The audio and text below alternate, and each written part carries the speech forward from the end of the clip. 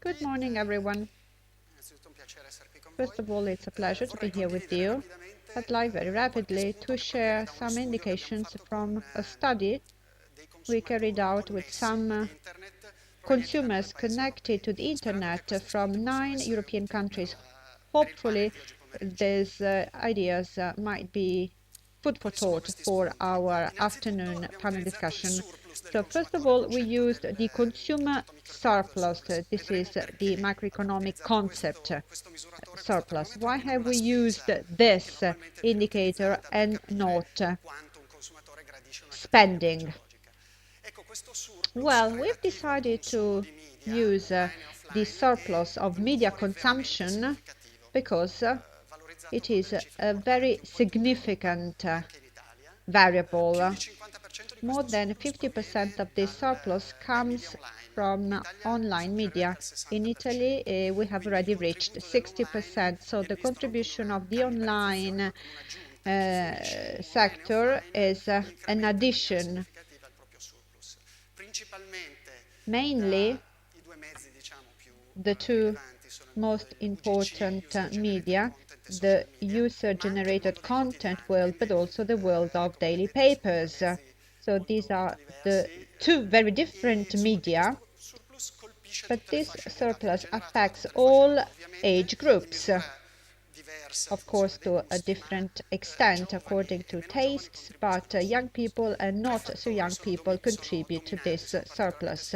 There are three main factors in generating this surplus. The first one is quite trivial, if you like, the penetration of connected consumers. So the more consumers are online, the higher the surplus. The second element is less trivial.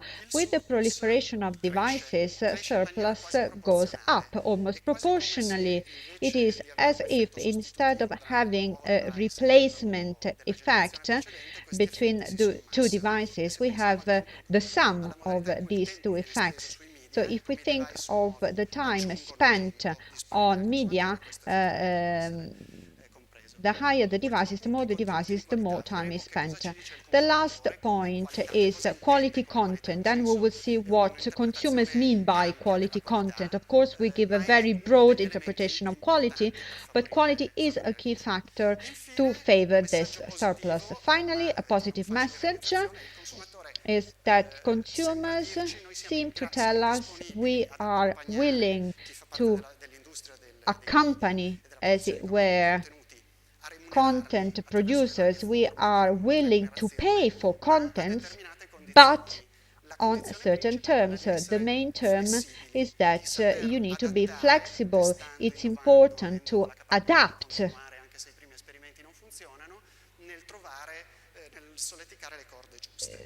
the contents and find the right solutions. Just a few tables. Then, of course, in the written report, you will be able to take a look at all the tables. So this study was made in 9 European countries, Germany, France, UK, Italy, some other smaller countries, about 1,000 connected consumers, and they were asked how and why they perceive that there is a benefit using online and offline media. And what are the guiding factors of your perception? So what have we used as a measure? As I told you before, we didn't use spending and we used the surplus.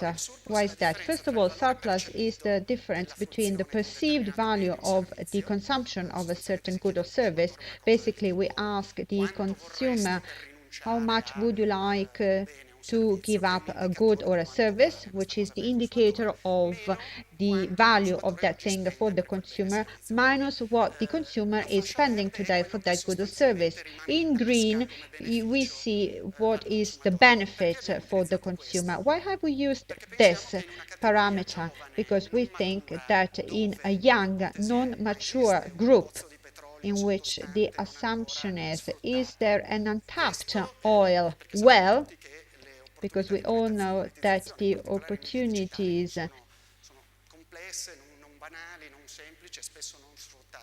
to monetize are not fully exploited. So we believe this is a way to understand what is the willingness of the consumer to pay for a certain service in the future. So on this table, you see the overall value for the connected consumer every year. In yellow, you see what the consumer pays. So this is online and offline together, whereas in green, you see the surplus in the pockets of the consumer, as it were. For Italy, 1,761 euros, and the percentage on the bottom, that is more than half, comes from online media. To have an idea of the importance, of the extent of this share, 1,700 euros is more or less what a household spends in Italy for clothing and footwear. This is a very complicated table. However, we have the breaking down of surplus among different components. So we have surplus about 1,700 euros. In the blue bar is split 700 euros offline media, mainly daily papers and books, and then the online part 1,050 euros.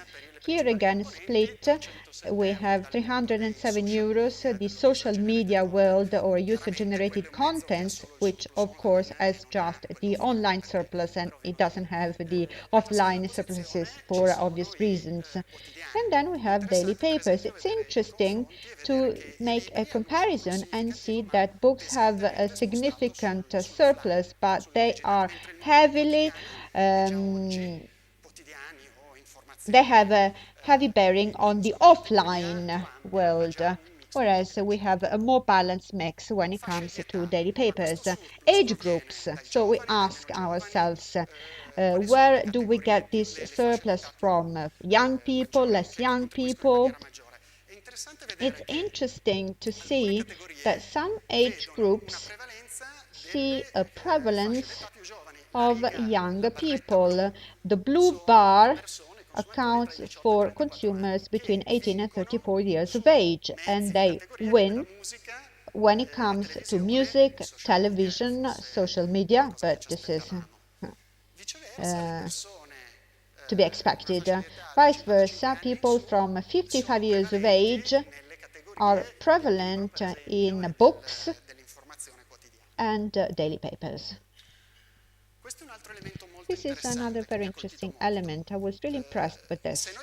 If we ask consumers who have from 0 to 2 devices or from 1 to 2 connected devices, let's say their PC and their smartphone, they tell us 768 euros of consumption. But if we have a consumer who has more than 2 devices, these consumers do not spread this amount among a higher number of platforms, but they increase their value. So for 3 or more devices, we have almost the double value. This is very meaningful because the proliferation of platforms is something that is in fact booming. We have an acceleration curve which is very dramatic. So the same consumers we asked about their surplus, they told us that 3 years ago, in 80% of cases, they had no more than 2 devices. The same consumers today tell us that they have from 3 to 5, at least half of them, and the same consumers say in 3 years' time, for at least 1/3, we expect to have 6 or more devices. What could they be? A connected television set or a game control panel. So, the number of devices that a single consumer can have is really big.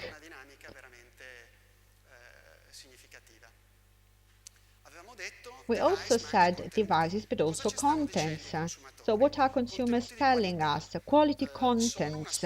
quality contents are very important. So consumers are telling us, I go online because I can find, at least this is what two-thirds of consumers tell us, I find things that I cannot find elsewhere.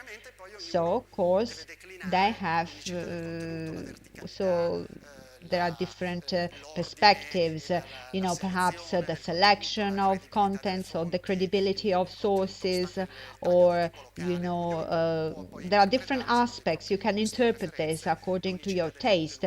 The idea of this and this is also an important driver for industry and for the panel discussion we'll have later on. It is interesting to observe that Italian consumers have seen the highest improvement of the offering. This might mean that we are the best, or it might also mean that the quality was very poor in the past. But the good thing is that we are moving towards the right direction. Monetization, the whole thing works if we find some sustainable models, and consumers are telling us we are willing to pay, we are willing to support different forms. Advertising, of course, which is very common, especially for social media, also paid contents, different forms of paid contents, and also sharing information. This is a very important element because consumers are telling us we are inclined to pay, but we need to have some conditions of trust and transparency. I'd like to close with 4 examples which have, in my opinion, interesting features. The first two have to do with the distribution, well, distribution of visuals and music. What are the main characteristics of films, Love Films or Spotify? These companies were able to transform a content that before the digitalization process, people believed that they were free content. And not only did they generate revenue, but they have come up with subscriptions, so constant flows of revenues.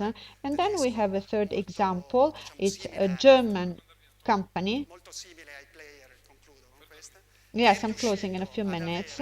And this German company was able to grow, putting together different organizations in the publishing industry. And then Pearson is the fourth company. In the past, it was a traditional media company, basically in the education area, and today it generates half of its income revenue from the digital world, basically by providing services. In the past, they were selling textbooks. Now they are providing services to teachers, educators, and I think this might be interesting food for thought.